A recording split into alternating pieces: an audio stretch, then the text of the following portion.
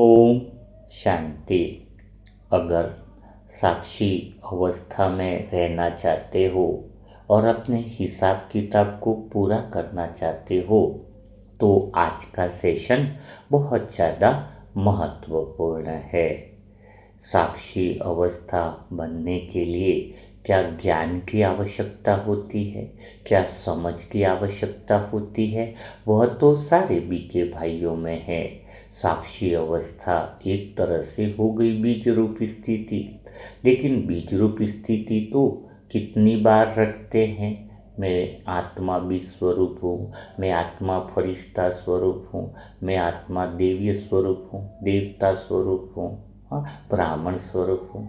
हाँ, लेकिन इतना रटने के बाद भी वो अवस्था क्यों नहीं बन पाती है? इसका कारण आप समझना चाहोगे? देखो, आप बार बार रटते रहते हो क्योंकि वास्तव में कोई बीज रूप अवस्था में स्थिर हो जाए, कोई साक्षी अवस्था में स्थिर हो जाए तो उसके हिसाब किताब तो पूरे हो जाए। लेकिन तुम दिन भर रटते भी रहो कि मैं बीज स्वरूप हूँ, मैं देवता स्वरूप हूँ। यह तो सब रटने वाली बात हो जाती है। तो मैं आत्मा बीज स्वरूप हूँ, एक पहला उदाहरण लेते हैं। वह क्यों नहीं रह पाती है? बार बार रटने से भी वह प्रैक्टिकल अनुभव क्यों नहीं हो पाता है? इसका कारण बिल्कुल सामान्य सा है। क्यों? क्योंकि आप बोलोगे मैं आत्मा बीज स्वरूप हूँ, बिंदु स्वरूप हूँ, है ना? तो वहाँ पर क्या होता है? वहाँ पर एक खालीपन लगता है। खालीपन कौन सा? एकदम डर जैसा लगता है। कुछ है ही नहीं ना, खालीपन है तो रिक्तता है। लेकिन जब वह रिक्तता प्रेम से भर जाती है तो बीज रूप स्थिति का अनुभव होता है।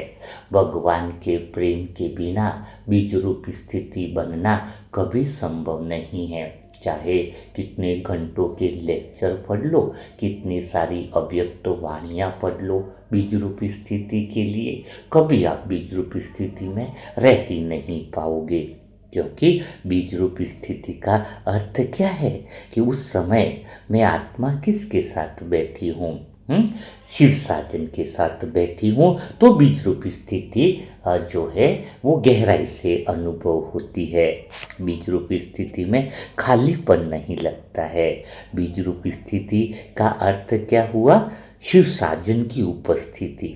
इस बात को तुम्हें अंडरलाइन करना चाहिए। लोग बीज रूप स्थिति तो कहते हैं कि यह बीज रूप स्थिति है, लेकिन उसका अर्थ एक लाइन के साथ ऐड करना सीख लो। बीज रूप स्थिति है साजन के साथ संपूर्ण मिलन की स्थिति। यानी आप वहाँ अकेले नहीं हो। अकेले होंगे तो शून्यता लगेगी। अकेले का बीज रूप अनुभव करोगे तो सुना सुनापन लगेगा, बोर हो जाओगे, टेप रिकॉर्ड चलेगा, सर दर्द होने लगेगा। तो शून्यता है, लेकिन शून्यता खाली कब नहीं, खाली नहीं रहेगी। कब रहेगी? शून्यता भरी हो जाएगी। कैसे हो जाएगी? जब आत्मा शिव साजन की जो उपस्थिति है उसको अनुभव कर ले, शिव साजन के प्रेम में डूब जाए, उसको लगे कि मैं बीज रूप स्थिति में हूँ, मैं देखने वाली स्थिति में हूँ, विचार में एकदम शून्य हो गए हैं, है ना? विचारों की शून्यता बीज रूप स्थिति है। शून्यता का अर्थ क्या है? मन जो है वो बिल्कुल एक, जैसे कोई परमधाम में विचार आते जाते नहीं है ना, है ना? वही मूल अवस्था है, वही बीज रूप अवस्था है। अर्थात जहाँ पर शिव साजन के साथ उपस्थिति में पूर्णता आ जाए, भरपूरता आ जाए, तो हम बीज रूप स्थिति में टिक सकते हैं। जैसे रात अंधेरी नहीं लगती है जब प्रिय साथ हो, वैसे ही संकल्प शून्य स्थिति में हो जाए ना तो भयावह लगती है अगर साजन का साथ न हो। साजन का अगर प्रेम गहरा है तो फिर वो स्थिति बहुत अच्छी हो जाती है। मानो ऐसा लगता है कि साजन के प्रेम में डूबी हुई हूँ। बीज रूप स्थिति का अर्थ है यही मिलन का लक्ष्य होना। आप सभी जो प्रेम की तड़प उत्पन्न हो रही है, प्रेम जाग रहा है, प्रेम की प्यास हो रहा है, वो वास्तव में क्या है? आज इसका राज खोलना चाहोगे? प्रेम का विरह होना, प्रेम की प्यास जगना, प्रेम की तड़प होना और फिर भगवान के साथ मिल जाना, ये पांचों चक्र हैं। आपने स्वदर्शन चक्र का नाम सुना है ना? बीज रूप स्थिति, हाँ, फरिश्ता स्वरूप स्थिति, और देवीय स्वरूप स्थिति, देवता स्वरूप स्थिति, ब्राह्मण स्वरूप स्थिति।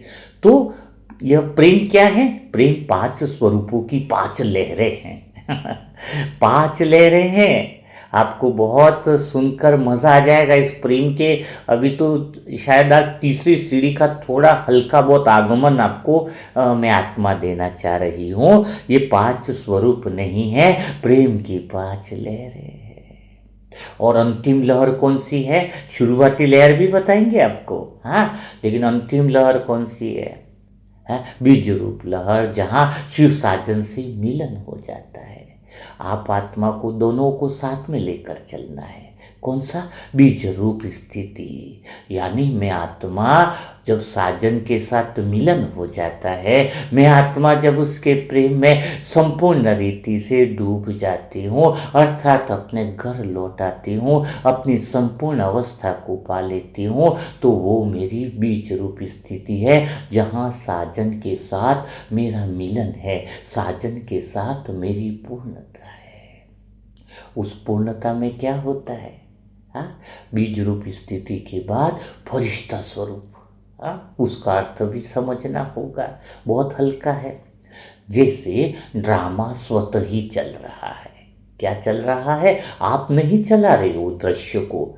जैसे कोई सॉफ्टवेयर होता है ना, फाइल तो खोलनी पड़ती है, लेकिन सॉफ्टवेयर में कोई गाना डला है तो ऑटोमेटिक चलता रहता है। हाँ, तो ऑटोमेटिक वो ड्रामा चलता रहता है। जैसे पेड़ से पत्ता गिरा, आपको बताया कि पेड़ नहीं कहता है कि मैंने गिराया, और 5000 साल पहले भी पत्ता गिरा था, अभी भी गिरा है। हाँ, तो कोई मैंपन नहीं है। अर्थात साक्षी अवस्था का अर्थ क्या है? बीज रूप स्थिति का अर्थ है कि जो ड्रामा चल ही रहा है उसमें मैं हस्तक्षेप नहीं करूं। हाँ, जब तुम हस्तक्षेप करते हो, ऐसा क्यों हुआ, वैसा क्या हुआ, तो आत्मा अपनी बीज रूप स्थिति से नीचे उतर जाती है। हाँ, तो साक्षी अवस्था का अर्थ क्या हुआ? कि आत्मा बिना प्रतिक्रिया के रहने लग जाए। साक्षी अवस्था का अर्थ क्या हुआ?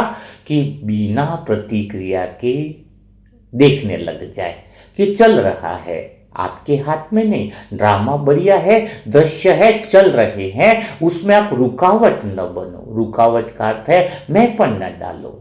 तुम जब मैंपन डालते हो, ऐसा क्यों हो रहा है, वैसा क्यों हो रहा है, हाँ, नदी बह रही है, बहने दो।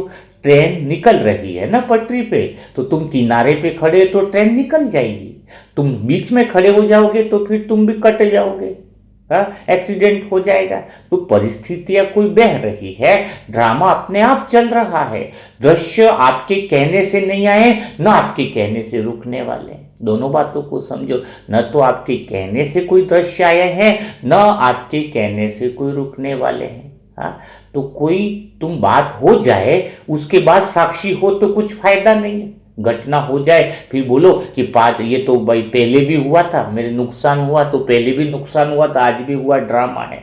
किसी ने गाली बक दी, किसी ने उल्टा सुल्टी बोल दिया, घर में पति से कुछ हो गया, अरे इसने तो, फिर बोलने के बाद दिल पर भी बैठ जाए, फिर बोलो कि इसने भी पहले बोल दिया, पहले भी बोला था, आज भी बोला था। नहीं, तब तुम्हारी दिल से बातें नहीं निकलेंगी। क्यों? क्योंकि तुम्हें साक्षी पहले होना है, घटना से पहले जो साक्षी रहे, अर्थात इस बात में रहे कि मुझे इस ड्रामा के किसी भी सीन में प्रतिक्रिया में नहीं उतरना है, तो वो कहेंगे बीज रूप स्थिति। यह समझ नहीं पहले होनी चाहिए, बाद में नहीं होनी चाहिए। हाँ, कौन सी समझ? कि ड्रामा है, वैसा क्या वैसा सॉफ्टवेयर में जैसा भरा पड़ा है वैसा चल रहा है, मुझे मेरी प्रतिक्रिया नहीं देनी है। जब कोई आत्मा इस स्थिति में स्थित हो जाए तो सारी जिंदगी की स्थितियाँ, यानी बाहर की जो दृश्य, जो सब कुछ है, एक अलग सा बदलाव महसूस होता है। तो पहली बात ये थोड़ा सा आपको बताया कि जब प्रतिक्रिया नहीं देती है तो विचार मानो रुक से जाते हैं। है साक्षी का अर्थ है यह नहीं कि देखना ही नहीं, साक्षी का अर्थ यह नहीं है कि खाली ऐसे बैठकर देखते रहो। साक्षी का अर्थ है कि मुझे ड्रामा में बिना हस्तक्षेप के देखना है, ड्रामा का सीन देखना है, लेकिन देखना है, सब कुछ है, लेकिन मुझे उसमें हस्तक्षेप नहीं करना है। यह लाइन अंडरलाइन कर लो, बिना हस्तक्षेप के देखना। तो बिना हस्तक्षेप का देखना कब होगा? यह समझ से नहीं होगा कि मैं बिना हस्तक्षेप के खाली देखती रहूं।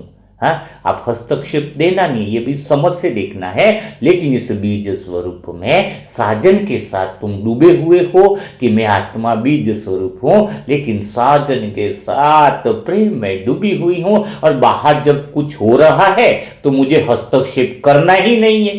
तो देखूं नहीं देखूं बराबर बात है।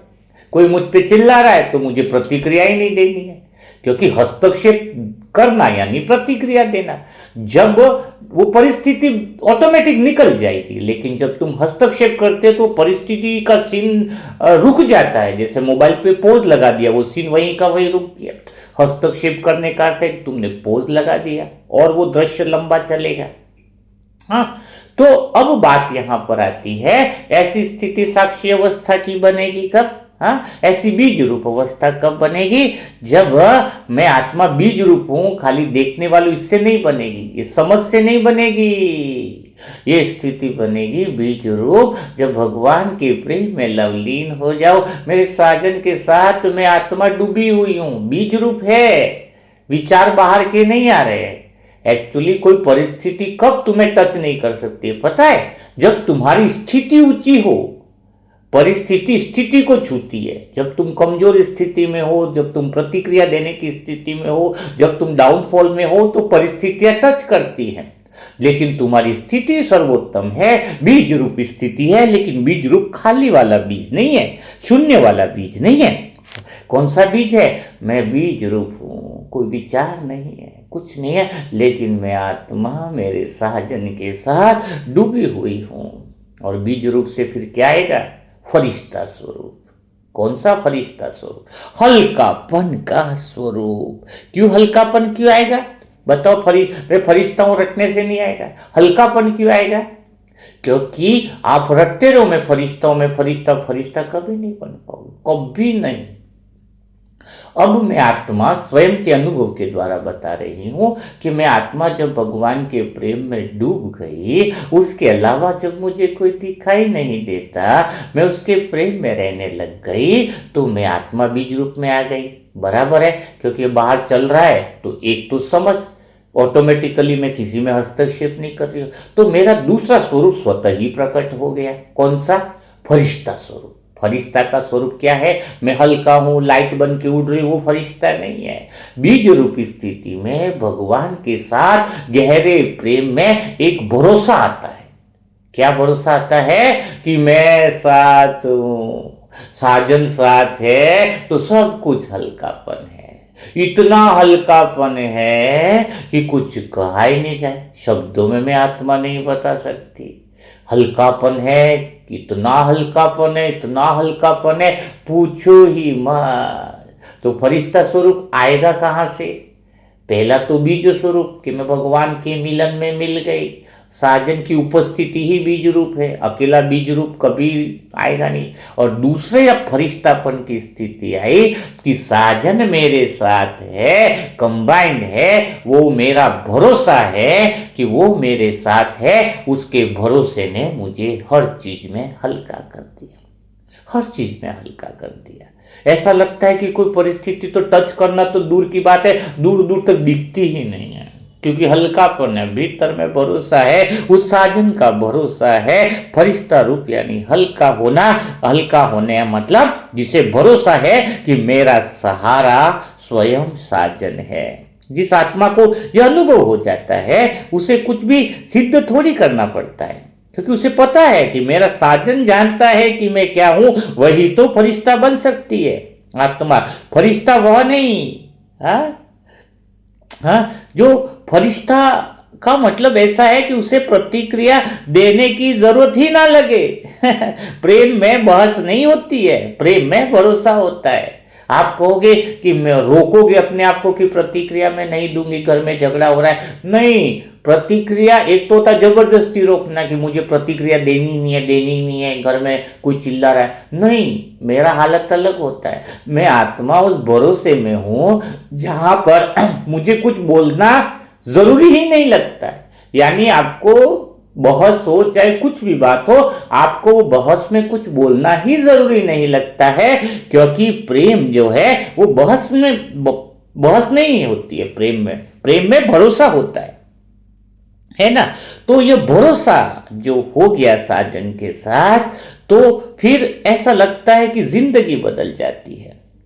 देवी रूप सहज ही आ जाता है। देवी रूप का अर्थ क्या है?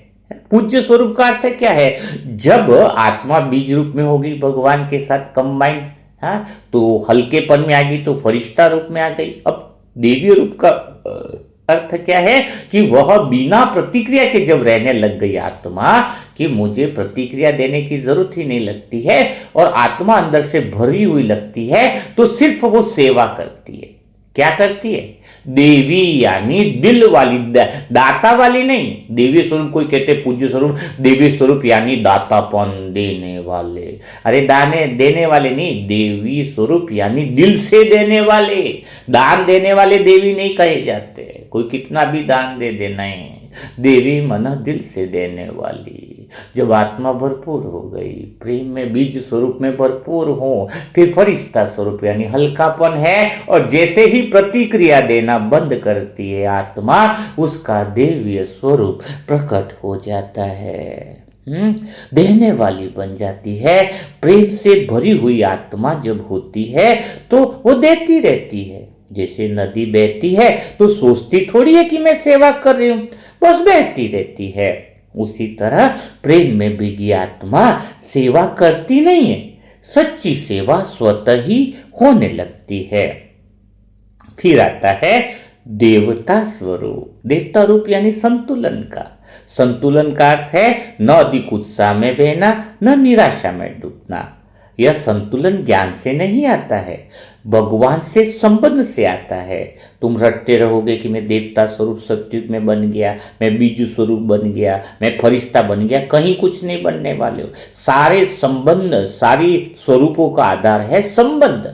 अगर तुम्हारे भगवान के साथ, आत्मा का शिव साजन के साथ गहरा संबंध होता है, तभी आत्मा को भीतर से भरोसा होता है कि यह मेरे साजन की दृष्टि से हो रहा है। तब उसे किसी बात से डर नहीं लगता, न लाभ से, न हानि से, न प्रशंसा से, न आलोचना से। आत्मा स्थिर रहती है। देवता स्वरूप मन स्थिरता। शिव साजन से प्रेम क्यों है बताओ? क्योंकि वो हर समय स्थिर है। हमारी गलतियों में भी वो एक ही जगह स्थिर रहता है। हमारी कुछ अच्छाइयाँ तो भी स्थिर रहता है। हम जब उससे दूर हो जाते हैं तो भी वो हमें एक जगह रुक करके हमारा इंतजार करता है। तो भगवान के प्रेम में स्थिरता, वो एक जैसा है। दुनिया वाले लोगों के प्रेम बदलते रहते हैं क्योंकि वो स्थिर भी नहीं है, तो स्थिरता आकर्षित करती है।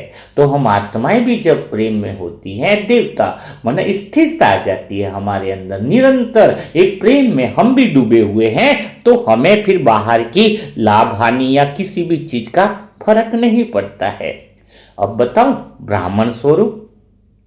ब्राह्मण स्वरूप ऑटोमेटिक आ जाएगा प्रेम के कारण। ब्राह्मण स्वरूप अभी कैसे बीके भाई? अभी आपके अंदर क्या चलता है? यह सीखना है और ज्ञान लेना है और मुझे समझ बढ़ानी है। यह सब तो दबाव हो गया ना, सिद्ध करने वाली बात हो गई। लेकिन जब आत्मा गहरे साजन के प्रेम में होती है ना, तो ब्राह्मण जीवन सहज हो जाता है। क्योंकि वो जीवन दबाव से नहीं चलता है, सीखने से नहीं चलता है। जीवन ब्राह्मण का प्रेममय हो जाता है, आकर्षण स्वतः ही आ जाता है। हाँ, मुरली सुनना कर्तव्य नहीं होता है कि मुरली सुननी है, शाम को योग करना है, यह तो सब दबाव है। दबाव से नहीं चलता है। फिर ब्राह्मण जीवन जब प्रेम आ गया तो मुरली सुनना यानी मिलन लगता है कि मैं भगवान की बातें मगन होके पढ़ रही हूँ, मैं आत्मा मर्यादा में चलने का दबाव नहीं है, स्वतः ही दुआ देना है। दुआ देना यानी मजा आता है शाम को दुआ देना, मुरली मंथन सुनना पढ़ना सब करने में एक मजा है, प्रेम है यह। तो जो ब्राह्मण जीवन ही प्रेममय हो जाता है तो सोचो बिना प्रेम के पांचों स्वरूप जो है वो सिर्फ और सिर्फ समझ है, वो सुखापन है, उसमें कभी भी तुम स्वदर्शन चक्र लगा नहीं सकते हो। तो यह प्रेम ही है। तो स्वदर्शन चक्र का अर्थ तुम असली में समझे कि नहीं समझे? यह 5 चित्रों को मन में घुमाने की प्रक्रिया नहीं है, यह 5 अनुभवों को एक ही प्रेम में पिरोने की प्रक्रिया है। जब साधन से प्रेम हो जाए तो वो प्रेम ही पांचों स्वरूप बन जाते हैं। बीज स्वरूप जहां भगवान के साथ मिलन हो गया, फरिश्ता स्वरूप जहां प्रतिक्रिया नहीं हुआ, हल्कापन हो गया, जहां साजन का भरोसा आ गया, देवता स्वरूप देने वाली, प्रतिक्रिया नहीं तो देने वाली स्वरूप में बन गई, यानी प्रेम बांटने वाली हो गई। ब्राह्मण यानी प्रेम में जीने वाली। तो जैसे माला में 5 मोती हो पर धागा एक हो, तो पांचों स्वरूप में क्या हुआ? 5 मोती हो गए, लेकिन धागा एक होगा तो पांचों मोती चलेंगे। वैसे ही जो 5 स्वरूप है उसमें धागा कौन सा है? शिव साजन का प्रेम है। धागा टूट जाए तो मोती बिखर जाते हैं, प्रेम टूट जाए तो स्वरूप रटने में बदल जाते हैं। जो आत्मा रटती रहती है, मैं फरिश्ता स्वरूप हूं, मैं बीज स्वरूप, मुझे इतना आश्चर्य लगता है। क्योंकि रटने से तो कुछ होता तो इतने साल में हो जाता। अभी आपको प्रेम, ज्ञान और प्रेम को साथ में कैसे मिला है, वो बातें सिखाने वाले हैं। प्रेम भी चलेगा तो ज्ञान भी चलेगा। बीज रूप याद आते तुम्हें परमात्मा मिलन याद आएगा? नहीं, बीज रूप यानी शिव साधन का मिलन हो गया, मेरी तड़प समाप्त हो गई, मेरी प्यास समाप्त हो गई। अभी तुम्हारी प्यास है प्रेम की, विरह की, मिलन की, तो अभी समझ में आ जाए कि मैं बीज रूप में जाने वाली हूं, और बीज रूप यानी साजन के साथ मिलन की अवस्था। तो ज्ञान और प्रेम अब तुम्हें साथ में चलना सिखाएंगे। तो जब आत्मा सच में प्रेम में भीग जाती है, तब प्रेम में भीग जाती है तो हिसाब किताब अपने आप हल्के होने लगते हैं।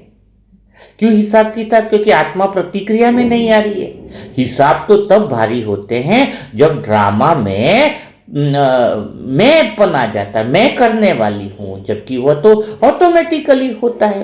तो साजन के प्रेम में यह मैंपन घुलने लगता है। जैसे धूप में बर्फ पिघलती है, वैसे ही प्रेम में कर्म पिघलने लगते हैं। कई आत्माएं पूछती हैं, इतना योग करते हैं फिर भी परिस्थितियां क्यों आती हैं? परिस्थितियां इसलिए नहीं आती है कि आप कमजोर हैं, परिस्थितियां इसलिए आती है क्योंकि आप प्रेम को और गहरा करो। बीज रूप स्थिति का अर्थ है भगवान के प्रेम में डूब जाओगे तो एक ऐसी प्यारी स्थिति बन जाएगी जहां प्रतिक्रिया देने की जरूरत ही नहीं पड़ेगी।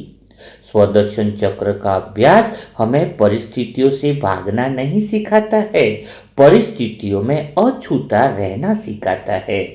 और अछूता कौन रह सकता है? परिस्थितियों के बीच में अछूता कौन रह सकता है बताओ? जिसे भीतर से सहारा हो।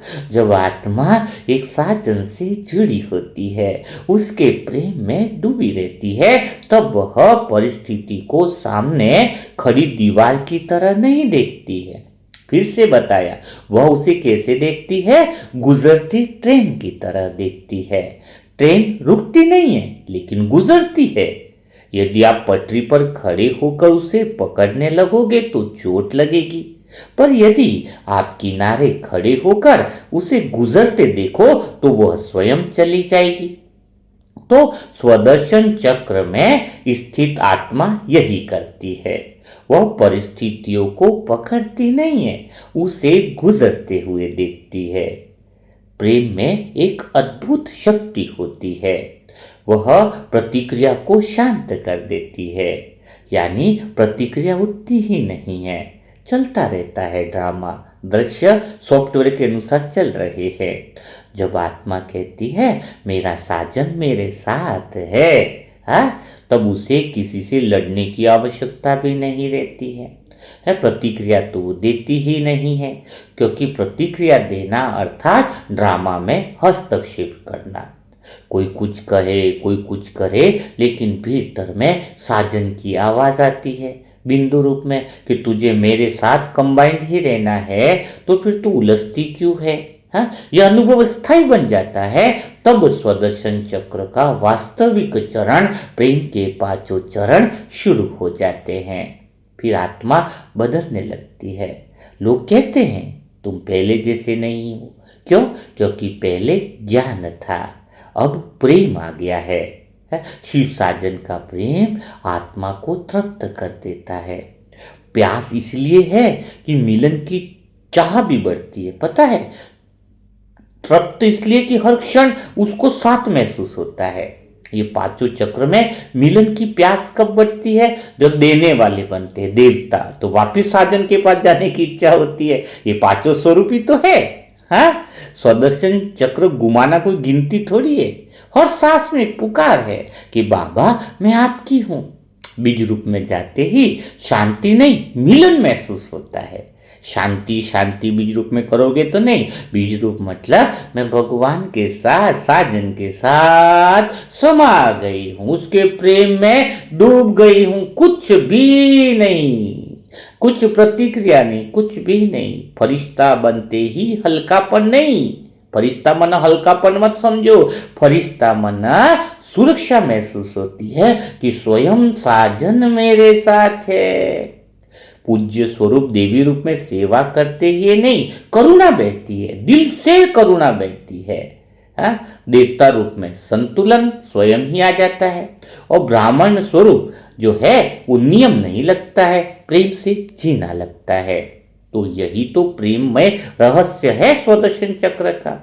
जब तक तुम इसे खाली चक्र घुमाना समझोगे तो थक जाओगे, लेकिन जब इस चक्र में साजन का स्पर्श आ जाए तब आनंद आ जाता है। और जब आनंद आ जाए तब हिसाब किताब भारी नहीं लगते, क्योंकि प्रेम में बोझ नहीं उठाया जाता है, बोझ सौंप दिया जाता है। तो स्वदर्शन चक्र की अंतिम मंजिल यह नहीं कि मैं पांचों स्वरूप देख लूं। अंतिम मंजिल यह है कि मैं पांचों स्वरूपों में साजन को महसूस कर लूं, साजन के प्रेम को महसूस कर लूं।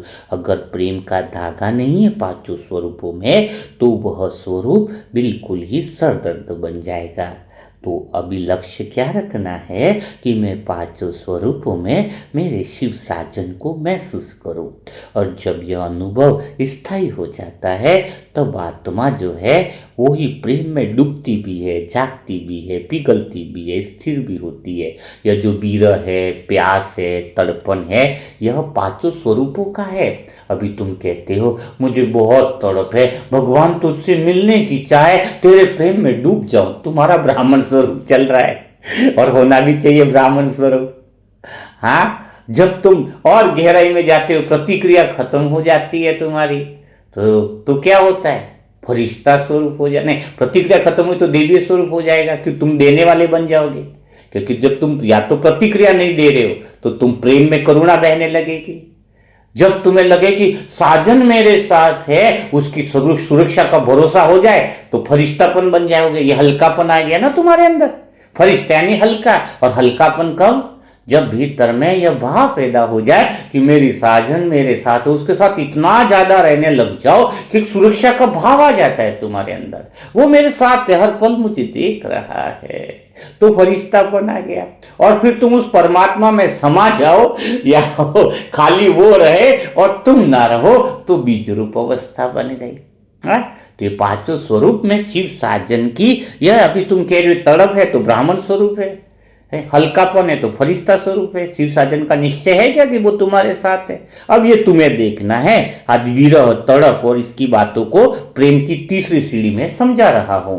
यह ऐसी 100 सीढ़ियां हैं, 100 सीढ़ीज टोटल। आप धीरे धीरे सीखना चालू करो तो आपको बड़ा मजा आएगा, और कुछ समझने की जरूरत नहीं है। बोझ मत लो, खाली सीखना चालू करो।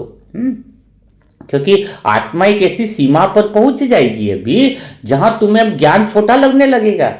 क्या पता है, क्योंकि ज्ञान अब प्रेम बनने वाला है। जितना भी ज्ञान तुमने पिछले मुरली मंथनों में सुना है, अब एक ही लक्ष्य होने वाला है। सारा ज्ञान जो है वो प्रेम में बदलने वाला है। तब ज्ञान छोटा लगेगा, जहां शब्द कम पड़ जाएंगे, अभ्यास भी अधूरा पड़ जाता है, क्योंकि केवल एक पुकार रह जाएगी तुम्हारी ज्ञान में कि अभी मैं ब्राह्मण स्वरूप हूं, पर शिव साजन अब मैं नहीं, बस तू ही तू है। हा? है बहुत गहराई में पहले ज्ञान सुनते थे मुरली मंथन में, अब तुम ज्ञान जीने वाले बनने वाले हो। पहले आप स्वरूप समझते थे, यह स्वरूप है, अब स्वरूप जीने वाले हो। फिर स्वरूप में तुम क्या करने वाले, वाद से साजन को खोजते हो। और अंत में क्या होगा पता है बीज स्वरूप में तुम सारे स्वरूप ही भूल जाओगे, खाली प्रेम रह जाएगा।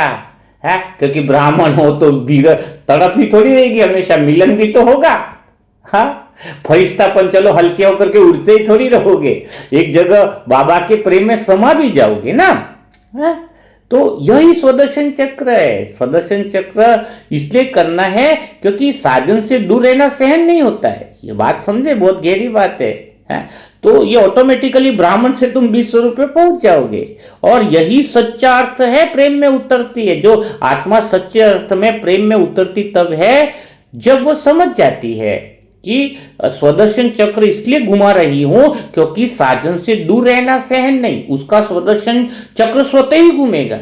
जैसे अभी मैं आत्मा हूं तो मैं स्वदर्शन चक्र क्यों घुमाती हूं, क्योंकि मुझे साजन से दूर रहना सहन नहीं हो पा रहा है। ऐसी तड़प लगी है कि मैं बीज रूप में चली जाऊं। बीज रूप का अर्थ क्या है? बीज रूप का अर्थ है घर लौटना। जब आत्मा कहती है कि मैं वास्तव में मेरे साजन, मैं तुम्हारे पास की ही हूं, तुम्हारे साथ की ही हूं, ये तड़प हो जाए, हाँ, ये बेचैनी हो जाए, तो स्वतः ही बीज रूप अवस्था की तरफ आत्मा बढ़ने लगती है। जैसे जैसे यह अनुभव गहरा होता है ना, तो अंदर एक अजीब सी प्रेम की लहरें उतरने लगती है। उस प्रेम की लहरों में ड्रामा दृश्य जो सीन चल रहे, वो सारे बोझ हटने स्वतः ही हटने लगते हैं। लेकिन वो समर्पण से आता है। कौन सी समर्पण से आता है? जब आत्मा तैयार हो जाए विरह तड़प उससे आगे उस परमात्मा में डूबने के लिए, बीज रूप में जाने के लिए। यह समर्पण हार नहीं है। अभी जैसे ब्राह्मण स्वरूप चल रहा है तुम्हारा, हाँ, तो अभी एक बाबा से बोलो कि मैंने तो अपने आप को तुम्हारे हाथ में रख दिया, तो तुम ब्राह्मण स्वरूप से सीधा बीज स्वरूप में छलांग लगा दोगे। उसके हाथ में संपूर्ण निश्चय बुद्धि से रख लो, तो तुम्हें भरोसा पैदा होगा, तो फरिश्ता स्वरूप भी बन जाओगे।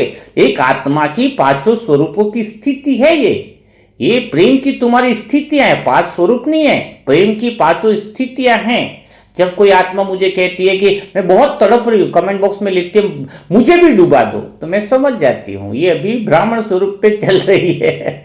अभी भीतर में भरोसा हो जाए ना साजन का। कोई कहती है बाहर की प्रेम में तो डूबना चाहती हूँ साजन, लेकिन ये दुनिया के सीन क्या करूं, परिस्थितियां परेशान करते हैं। यानी प्रतिक्रिया आ रही है तुम्हारी, ड्रामा में तुम अपनी टांग अड़ा रहे हो। तुम्हें टांग अड़ाने की जरूरत ही क्या है? योग में बैठे हो साजन के साथ, अभी मैं आत्मा डूब गई। कोई कुत्ता भी बाहर भौंक रहा है तो मैं सोचूं कि कुत्ता क्यों भौंक रहा है, तो मैं आत्मा तो प्रतिक्रिया में आ गई। प्रतिक्रिया का अर्थ है ड्रामा जो चल रहा है उसमें मैं हस्तक्षेप नहीं करूं। प्रतिक्रिया अलग चीज है, हस्तक्षेप नहीं करूं। क्या बोलना है? ड्रामा का जो सीन चल रहा है उसमें मैं हस्तक्षेप नहीं करूं। यह है बीज रूप की अवस्था है, यह है भगवान के साथ, शिव साजन के साथ डूबने की अवस्था। ड्रामा चल रहा है उसमें मैं हस्तक्षेप न करो। 1 महीना बिना हस्तक्षेप के रह लो घर में। तुम्हारे घर में समस्याओं का कारण कौन है मैं बताऊं? पति नहीं बदलता ये नहीं है तुम्हारे घर में, धन नहीं आ रहा ये समस्या नहीं है, तुम्हारे बच्चों की नौकरियां नहीं लगती ये नहीं है। तुम्हारी सबसे बड़ी समस्या है तुम ड्रामा के दृश्यों में हस्तक्षेप करते हो, वो सीन जाने को तैयार नहीं है। हाँ, जो चल रहा है वो होना ही है, तो तुम क्यों करते हो? तुम्हारे चाहने से कुछ हुआ है क्या? कौन सी ऐसी चीजें जो तुम्हारे चाहने से होगी, जरा लिस्ट तो बताओ मुझे। पिछली इतनी सारी लिस्टों में तुम चाहते वो हुआ ही नहीं है। हाँ, तो फिर चाहते ही क्यों? जो ड्रामा में सीन है वही होता है। हाँ, आप बिना हस्तक्षेप के जीना सीख लो, तो साजन के साथ कंबाइंड रूप में हो जाओगे। कोई तो अभी मैंने बताया योग कर रहा हूं, पंखा गर्मी है, लाइट चली गई, या किसकी मोबाइल की रिंगटोन बज रही है, या कुत्ता ही भौंक रहा है, मैं बोलूं इस कुत्ते को नहीं भौंकना चाहिए, ये मोबाइल नहीं बजना चाहिए। अरे तुम ड्रामा के मालिक हो गए। भगवान खुद कहता है ड्रामा मुझसे बड़ा है, और तुम यहां आकर कहते हो कि ड्रामा ऐसे चलना चाहिए। बताओ। हाँ, सॉफ्टवेयर है, ड्रामा जैसे चलना वैसे चलेगा, और उससे बढ़िया हो नहीं सकता। हाँ, अब सूर्य गर्मी दे रहा है, सूर्य प्रकाश, अब कोई आत्मा कहे मुझे गर्मी ज्यादा लग रही है, सूर्य को बोले तू कम कर दे सूरज को। कोई बोलेगा मुझे ठंड ज्यादा लग रही है, गर्मी ज्यादा। अगर सूरज सबके हिसाब से चलने लग जाए तो सूरज दूसरे दिन उगना बंद हो जाए, क्योंकि हर एक आत्मा अलग अलग बोलेगी, मुझे प्रकाश ज्यादा चाहिए, मुझे कम चाहिए, मुझे। तो ड्रामा तुम्हारे हिसाब से कैसे चल सकता है? हाँ, ड्रामा तो अगर तुम्हारे सभी के हिसाब से चले तो एक आत्मा बोलेगी ऐसा नहीं होना चाहिए, एक आत्मा ड्रामा में बोलेगी भिंडी की सब्जी होनी चाहिए, एक आत्मा बोलेगी करेले की चाहिए। तो कैसे ड्रामा चलेगा सबके हिसाब से? तो ड्रामा अपने हिसाब से चलता है, लेकिन तुम हस्तक्षेप करते हो कि मेरे हिसाब से चले, तो तुम दुखी हो। दुखी होने का कारण क्या है? हाँ, तो समर्पण, समर्पण का अर्थ है कि मैं आत्मा साजन तेरे प्रेम में डूब गई। जो चल रहा है वो चलने दो जो चल रहा है वो चलने दो, बिना हस्तक्षेप के। साजन के हाथ में स्वयं को रख दो कि मैंने अपने हाथ को तेरे हाथ में रख दिया, तेरे हवाले रख दिया। हाँ, तो बीज रूप में मेहनत नहीं करनी पड़ती है, फिर फरिश्ता बनने की भी कोशिश नहीं करनी पड़ेगी, सेवा भी स्वतः होगी, करुणा होती रहेगी, क्योंकि फरिश्ता रूप तब आने लगता है स्वतः जब आत्मा क्या कहती है, मुझे ड्रामा में किसी दृश्य से, मुझे किसी से कुछ नहीं चाहिए। यह तभी संभव है जब उसे मिल चुका हो, और जिसे साजन मिल गया है वह संसार से क्या मांगेगा। वास्तव में जिसको साजन का प्रेम मिला है वो ही हस्तक्षेप नहीं करता है ड्रामा में। बाकी उसको बोलो तू ड्रामा जैसा चल रहा है वैसे हस्तक्षेप नहीं कर, वो करे बिना रह ही नहीं सकेगा लेकिन साजन का प्रेम जिसको मिला हुआ है, परमात्म प्रेम मिला हुआ है, वो हस्तक्षेप करना बंद कर देता है। दुनिया कहती है तुम गलत हो, तो दिल क्या कहता है, मेरा साजन जानता है मैं कौन हूं। दुनिया ताने दे तो दिल कहता है मुझे तो उसका प्यार मिला है। यह स्थिति बहुत स्थिर हो जाती है जब स्वदर्शन चक्र 5 चरणों में नहीं चलता है। वास्तव में स्वदर्शन चक्र तो अपने दिल की एक धड़कन बन जाता है, बीज स्वरूप भगवान के साथ। एक धड़कन में आत्मा हूं, दूसरी धड़कन वो मेरा है। एक तो पहली धड़कन क्या कि मैं आत्मा हूं, दूसरी धड़कन वो मेरा है, और फिर बीच में कुछ नहीं बचता है। देवी स्वरूप क्या है? देवी वह नहीं जो केवल दान करे, देवी वह है जो दिल से दे। अभी अंदर इतना प्रेम भर गया है, भगवान का असीम प्रेम, साजन का वो प्रेम इतना भर गया है, ऐसा लगता है कि कौन मिले उसे करुणा दे, तू करुणा बहा दे।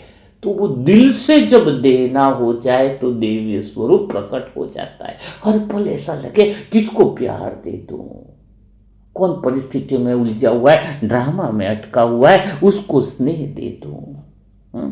जब आत्मा प्रेम में भर जाती है तो उसकी दृष्टि बदल जाती है।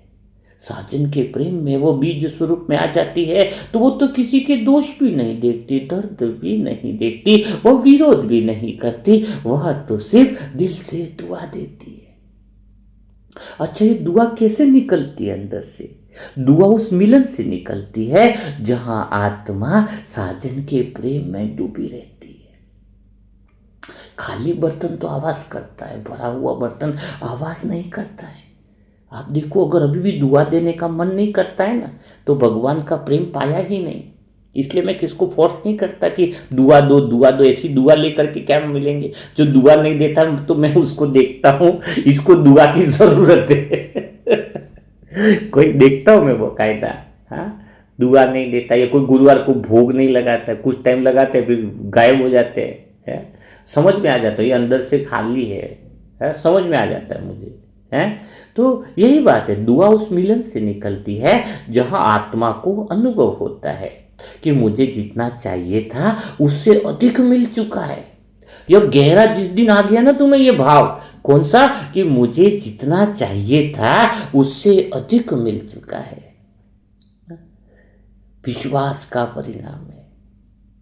विश्वास कि जो भी हो रहा है मेरे साजन की दृष्टि में हो रहा है, विश्वास कि जो भी दृश्य सामने आएगा उसमें भी कल्याण है। जब ये विश्वास स्थायी हो जाता है तब परिस्थिति चोट नहीं करती है, परिस्थिति आती है, गुजरती है और आत्मा मुस्कुराती है, क्योंकि ड्रामा में मुझे हस्तक्षेप नहीं करना है। ड्रामा तो अपने हिसाब से एक्यूरेट चल रहा है, सबके हिसाब से ड्रामा नहीं चलेगा। लोग कहते हैं आपको फर्क नहीं पड़ता, मैं आत्मा कहती हूं फर्क पड़ता है, पर मैं उससे ऊपर हूं। ऊपर होने का अर्थ क्या है पता है? ऊपर होने का अर्थ जुड़ा होना है। हा? जुड़ा किससे? भगवान के साथ। जब तक ब्राह्मण स्वरूप भी स्वतः रहता है, सीखने का कोई दबाव थोड़ी है भी कि मैं इससे आगे बढ़ जाऊं, मुझे ये इतनी सारी मूल्य सीख लूं। क्या है? प्रेम में है, प्रेम में तो सब सहज हो जाए। ब्राह्मण स्वरूप का एक ही अर्थ है, मैं बताऊं आपको क्या है। ब्राह्मण का अर्थ, मुझ आत्मा ने बहुत प्यारी लाइन लिखी थी कि मैं साजन के योग्य बन जाऊं, उसके प्रेम की अधिकारी बन जाऊं, इसके अलावा ब्राह्मण स्वरूप कुछ भी नहीं। जब तुम साजन के प्रेम की अधिकारी आत्मा बन जाते हो, जब तुम उसके परमात्म प्रेम की पात्र आत्मा बन जाते हो, जब तुम्हारी दिल की धड़कन में उसका नाम आने लगता है, जब तुम्हारी रूह में उसकी खुशबू आने लगती है, जब तुम्हारे दिल के आंगन में उसके मधुर गीत हैं वो बजने लगते हैं, तो समझ लेना तुम्हारा ब्राह्मण स्वरूप हो गया। जब तुम प्रेम में जीने लगते हो तब ये दबाव मुरली स्वतः ही सुनने का मन करता है, योग लगाना नहीं पड़ता है, योग स्वतः ही लग जाता है। तो एक ही बात है, ब्राह्मण जीवन यानी मैं उसके योग्य बन जाऊं। यह चाह पवित्र है, यह चाह आत्मा को झुकाती है, यह चाह जो है ना मैं उसके योग्य बन जाऊं, ये साजन में तेरे योग्य बन जाऊं, यह अहंकार को पिघला देती है। और जब अहंकार पिघलता है तब हिसाब किताब भी पिघलते हैं। कोई कहता है मेरे हिसाब किताब कितने बाकी हैं, तो हिसाब किताब जितना तुम्हारा मैं जिंदा है उतना हिसाब किताब बाकी है। अगर कोई अभी बातें कहता है तुम्हें बुरी लग जाती है, तुम्हारा हिसाब किताब बहुत है, समझ लो। अगर कोई और ज़्यादा बोले, घंटों घंटों तक तुम नाराज, अगर किसी से 1 घंटे से ज़्यादा नाराज रह रहे हो तो समझ लेना हिसाब किताब बहुत ज़्यादा है। अगर तुम बार बार दुखी हो जाते हो, पीड़ा में हो जाते हो, डिप्रेशन में जाते हो, तो समझ लेना हिसाब किताब बहुत भारी है। क्यों? क्योंकि अहंकार पिघला ही नहीं है। बात बात पर तुम्हारे अहंकार को चोट लग जाती है, उसने मुझे कैसे कह दिया ऐसा, उसकी हिम्मत कैसे, उसने मुझे दुख दे दिया, तो यानी मैं पंचायत है। अहंकार पिघलता है तो ही हिसाब किताब पिघलेंगे, इस बात को लिख लो। क्यों सेकंड में जीवन मुक्ति कहा गया है? एक सेकंड में तुम हिसाब किताब से मुक्त हो सकते हो अगर साजन के प्रेम में बीज स्वरूप में समा जाओ। जहां पर आप ड्रामा में हस्तक्षेप करना बंद कर दो तो अहंकार तुम्हारा पिघल जाएगा, क्योंकि अभी मैं भारी है। मैं का अर्थ क्या है? मेरे साथ ऐसा क्यों हुआ, मैंने इतना किया, मुझे ही क्यों सहना पड़ता है। ये सारे वाक्य जो मैं से शुरू होते हैं वह सब मैं को तू में विलीन कर दो। स्वदर्शन चक्र का रहस्य यही है कि साजन में आत्मा तेरी हूं। तब हिसाब किताब लड़ते नहीं, समाप्त हो जाते हैं। यही तो गहरा राज है। जैसे बर्फ होता है ना, धूप में अपने आप पिघलती है, वैसे ही कर्म प्रेम में अपने आप हल्के हो जाते हैं। कई आत्माएं पूछती हैं कि कैसे पता चले कि हिसाब पूरा हुआ है। तो जब मन से शिकायत की जगह स्वीकृति आ जाए, मन में पीड़ा की जगह प्रेम उतर जाए, जहाँ प्रतिक्रिया तुम बार बार लोगों को देते हो वहाँ दुआ उतर जाए, तो समझ लेना हिसाब किताबों की घाट खुल रही है, समाप्त होते जा रहे हैं। तो परिस्थिति से पहले स्वयं को देखना होगा। तो यही बात जो है वो समझ में आनी चाहिए। जब आत्मा सच में साजन से जुड़ जाती है तो वह अकेली नहीं रहती है। हर सांस में बैठ बैठ कर योग करने की जरूरत नहीं, हर सांस में उसका प्रेम बहता रहता है। चलते हुए भी मिलन है, सेवा करते हुए अंदर भाव रहता है कि देवी स्वरूप दिल से देने वाली हूँ। सेवा करते हुए भी साजन से मिलन है, चुप रहते हुए साइलेंस में भी मिलन है। यह मिलन ही आत्मा को आनंदित करता रहता है। और जितना यह मिलन मिलता है उतनी चाह और जगती है, क्योंकि जब तक तुम ब्राह्मण से बीज स्वरूप नहीं बनते हो तब तक तुम्हें लगता है और प्रेम मिले। बीज रूप में उसे महसूस करती है प्रेम को, फरिश्ता रूप में उसके भरोसे में रहती है, देवीय स्वरूप में भगवान के प्रेम को दया और करुणा में बांटती है, देवता रूप में उसकी मर्यादा जीती है, ब्राह्मण स्वरूप में जो है प्रेम में वह ज्ञान स्वतः ही उतरने लगता है। तो साजन से फिर वही बात निकलती है कि शिव साजन मैंने बहुत समझा, बहुत जाना, बहुत किया, अब बस इतना चाहती हूँ कि मुझे अपने प्रेम में डुबा ले। मेरे स्वरूप भी तू, मेरी स्थिति भी तू है, मेरी शांति भी तू है, मेरी सेवा भी तू है। हाँ?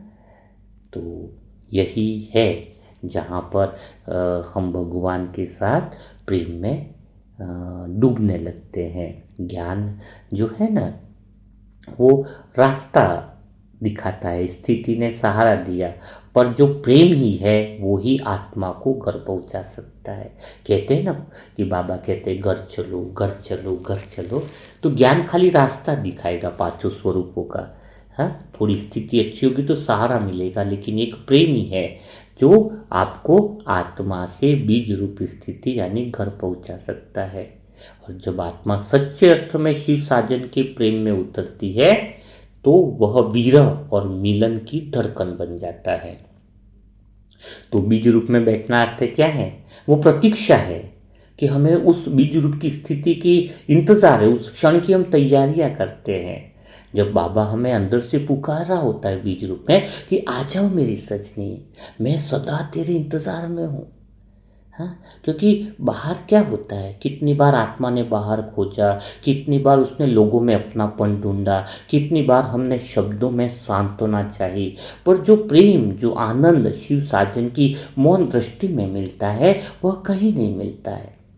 जब सच में आत्मा बीज रूप में स्थिर हो जाती है ना तो वहाँ विचार नहीं रहते, वहाँ बस एक अजीब सी सुरक्षा रहती है कि साजन मेरे साथ, एक गर्माहट, एक अजीब सा एहसास रहता है कि मैं अकेली नहीं हूँ, मैं अकेली नहीं हूँ। यह गहरा प्रेम का मिलन होता है।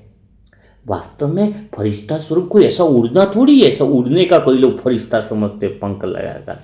फरिश्ता स्वरूप है कि साजन की सुरक्षा का अनुभव करना और बिल्कुल हल्का हो जाना। जब आत्मा को मिलन का भरोसा मिल जाता है ना कि अब तो मैं आत्मा आज नहीं तो कल साजन से मिलने ही वाली हूँ, तब क्या होता है? तब वह संसार से कुछ लेने की जल्दी में नहीं रहती है, तब उसे किसी बात का उत्तर देने की आवश्यकता नहीं रहती है, क्योंकि अब उसे पता है कि भगवान से मिलन मनाना है। मेरा लक्ष्य शिव साजन को छू लेना है, शिव साजन के प्रेम में डूब जाना है। उसे पता चल जाता है कि मैं उसकी हूँ। हाँ, तब उसे किसी को कुछ सिद्ध करने की ज़रूरत नहीं होती है। शिव साजन का प्रेम बहुत गहरा है, ऐसा गहरा है कि सबसे सच्चा है, हमेशा साथ निभाने वाला है। जहाँ शब्द भी छोटे पड़ जाते हैं, आत्मा चुप भी बैठेगी ना और बीज रूप की स्थिति को महसूस करेगी ना तो भीतर से आंसू बहते हैं। दुख के नहीं होते हैं, वो मिलन के होते हैं। कभी वो आत्मा मुस्कुराने लगती है बिना कारण के, लोग पूछते हैं क्या बात है, पर आत्मा जानती है कि आज मैं उसके बहुत करीब हूँ। अच्छा, प्रेम में हिसाब किताब नहीं चलती, प्रेम में गणना नहीं होती, प्रेम में बस समर्पण होता है। जब आत्मा सच में कह देती है, क्या कह देती है कि साजन मेरे मन के मीत, मेरा कुछ नहीं सब कुछ तेरा है। हाँ, सब कुछ तेरा है। तो आज से तुम्हें 5 स्वरूप का अनुभव हुआ होगा, वही साक्षी अवस्था है। आज की मुरली में बाबा ने कहा साक्षी अवस्था, साक्षी यानी ड्रामा को बिना हस्तक्षेप के देखना। समझ में आया ना। और बीज रूप स्थिति क्या है, जब आत्मा साजन के साथ मिलके उसके घर में बैठे जाए। फरिश्ता स्वरूप का अर्थ क्या है कि दिन भर में आत्मा उसके भरोसे से उड़े कि साजन मेरे साथ है, उसका विश्वास है, उसका भरोसा। और देवी स्वरूप क्या है, जब आत्मा उस साजन के प्रेम को बांटती है। और देवता स्वरूप क्या है, जब आत्मा उसकी मर्यादा में जीती है। और ब्राह्मण स्वरूप क्या है, जब आत्मा उसके प्रेम को स्मृति बना लेती है, स्थिर हो जाती है कि मैं आत्मा उसके योग्य बनूं। ये ललक दिन भर लगी रहे कि साजन मैं आत्मा तेरे योग्य बन जाऊं, हाँ, तेरी दीवानी बन जाऊं, है ना। ये सब मिलकर ही एक ईश्वर बन जाते हैं, मिलन। कभी कभी आत्मा वीर भी अनुभव करती है। ब्राह्मण स्वरूप में तो मैं योग्य बन रही तो वीर तो होगा ना, पर वह वीर जो मीठा होता है, वह वीर जो कहता है तू दिखाई नहीं देता है पर महसूस होता है। यही प्रेम की गहराई है। जब आत्मा हर परिस्थिति में उसे ढूंढ ले तो समझ लेना कि उसका प्रेम ही जो है उसका आसरा बन गया है। समझ में आया। तो आज से जो ये स्वदर्शन चक्र है वह अंदर चलना चाहिए। दुनिया, आत्मा दुनिया में रहे लेकिन दुनिया उसके भीतर नहीं रहनी चाहिए। हाँ, संसार में रहे लेकिन संसार अंदर नहीं आना चाहिए। बस शिव साजन से रहे कि ये शिव साजन तेरे बिना मैं अधूरी थी और तेरे संग में ही मैं पूर्ण हूँ। मुझे तेरे प्रेम की प्यास कभी खत्म न हो, मुझे तेरी याद की धड़कन कभी थमे नहीं, मुझे तेरे मिलन की शांति सदा घेरे रहे। मैं बह जाऊं, घुल जाऊं, विलीन हो जाऊं तुझ में सदा सदा के लिए। तो अभी अगर आप ब्राह्मण स्वरूप में हो या फरिश्ते स्वरूप में हो या देवी है, वो कौन से स्वरूप में अभी आप देख रहे हो, लेकिन आत्मा की एक ही स्थिति के पांचों स्वरूप हैं। और यही प्रेम की पांच क्या हैं, प्रेम की यह पांच लहरें हैं। तो आज आप आत्मा ने ज्ञान और प्रेम का मिलन देखा है। आगे थोड़ी दिशा ऐसी रहेगी जब प्रेम को भी ज्ञान के साथ मिला लिया जाए। तो ज्ञान में प्रेम कैसे साथ चलता है, वह आपको कैसा लगा, साक्षी अवस्था कैसी लगी, वो सारी बातें कमेंट बॉक्स में ज़रूर लिखिएगा। हार्ड कॉपी जिनको चाहिए वह बुकिंग करवा सकते हैं। मोबाइल नंबर है 7202921969। या मोबाइल नंबर पे आप बुकों की जो उपलब्ध बुकें हैं उसमें से ही दे। अभी कल या परसों में और 20 बुकें उपलब्ध होने वाली हैं, उसकी लिस्ट भी कल या परसों में निकलने वाली है। तो आप ज़रूर सारी बुकों का स्टॉक अपने पास रख लें ताकि आने वाले समय में यह बुक बहुत ज़्यादा मददगार बनने वाली है। तो कल फिर मुलाकात करेंगे ऐसे दिल छू जाने वाले नए मुरली मंथन के साथ, नए अनुभवों के साथ। तब तक के लिए सभी भाई बहनों को ओम शांति, ओम शांति, ओम शांति।